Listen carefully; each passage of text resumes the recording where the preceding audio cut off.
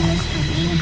I hear something bad. Welcome to Game Trailers TV. I'm Jeff Keighley, and this week I'm up here in San Francisco at 2K Marin to give you an exclusive new look at Bioshock 2. It is coming out in early 2010, and joining me now is Jordan, who's the creative director of 2K Marin and this game. So Bioshock 1, VGA winner for Game of the Year in 2007.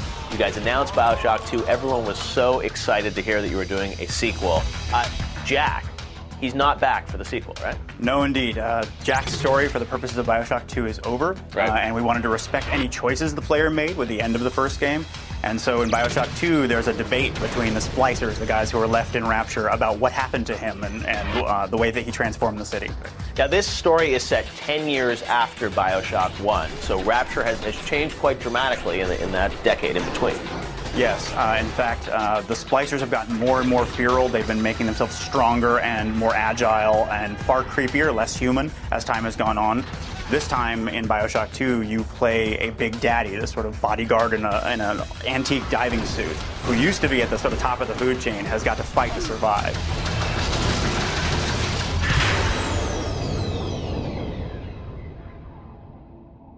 In this game, you're the prototype Big Daddy, the first Big Daddy ever created, right? Yes. So there was an original line of Big Daddies, each of whom had a single little sister that they were meant to guard, like a father-daughter relationship. You are the first successfully bonded to a little sister. Her name is Eleanor, and 10 years have passed since he remembers her. So she's not a little sister anymore, right? She is definitely something new. That first teaser trailer that you put out showed like a girl that was, seemed like it was sort of a teenager or something, a young woman kind of looking out over the ocean. Is that Eleanor? That is involved in the player's story. I can't really spoil how, because there are symbols in there that you're going to unpack as you play.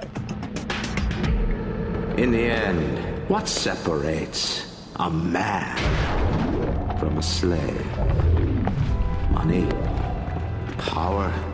No. A man chooses. A slave obeys. We had Andrew Ryan in the first game, yes, and his objectivism. Now we have a new person, Sophia Lamb, right? Yeah, so Sophia Lamb is an old political rival of Andrew Ryan. She is really, in many ways, his opposite. She is an altruist, meaning she believes that we all have a duty to the world, and she has allowed that to corrupt her. She's taken control of Rapture and has really, in the name of the greater good, began to see people as numbers. If you make the world your family and you have to choose between thousands of children, they have to kind of diminish in their priority. And so that is why she comes into conflict with the player, who is a lone agent and extremely powerful individual fighting with her collective. She wasn't around in the days of Bioshock 1? She was. She is part of Rapture's history, but for reasons that you discover as you play Bioshock 2, she was not present during the events of the first game, and you discover why as you close in on her. Interesting. So she may have had a little run-in with Andrew Ryan back in the day? He's a speaking character in the game, and sort of his feelings about her are the way you get to know her before she's willing to, say, behold my evil plan.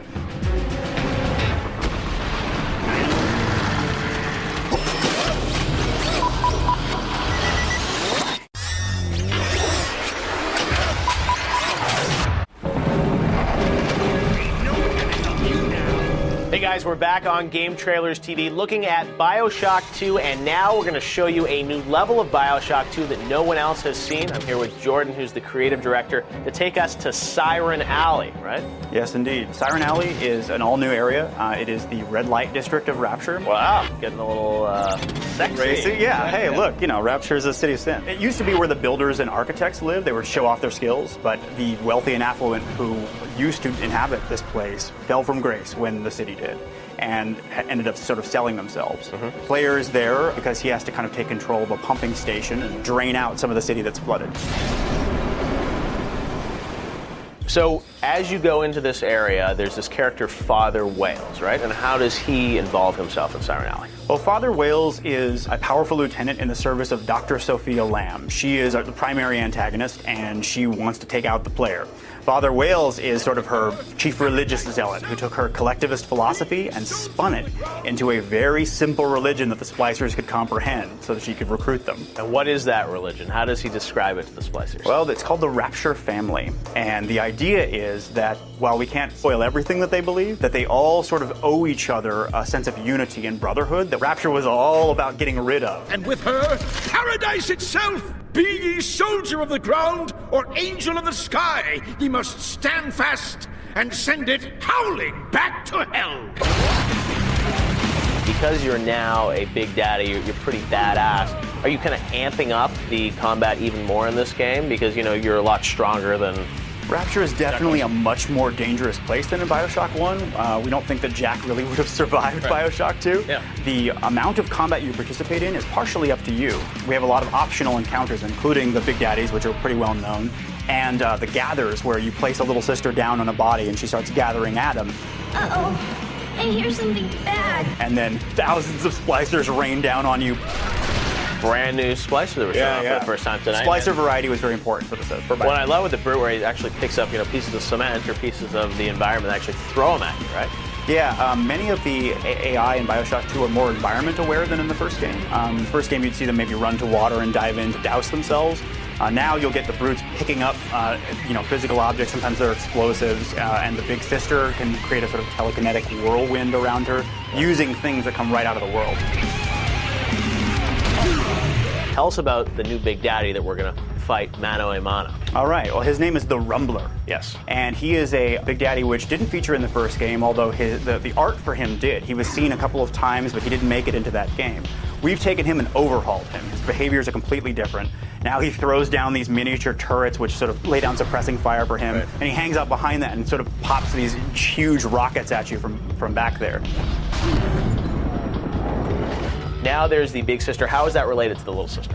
Well, the Big Sisters are former Little Sisters who used to gather Adam and were protected by Big Daddies. As they became older, as they reached adolescence, they became unstable. So how many Big Sisters are there in Rapture? It's not just one, right? Correct. There are Big Sisters, plural, that defend Rapture, and then there is, similar to the way that we were talking about in the past, there was a story character called the Big Sister. Right. The soul of that character still exists, but she's a mystery. Adam Daddy, over there.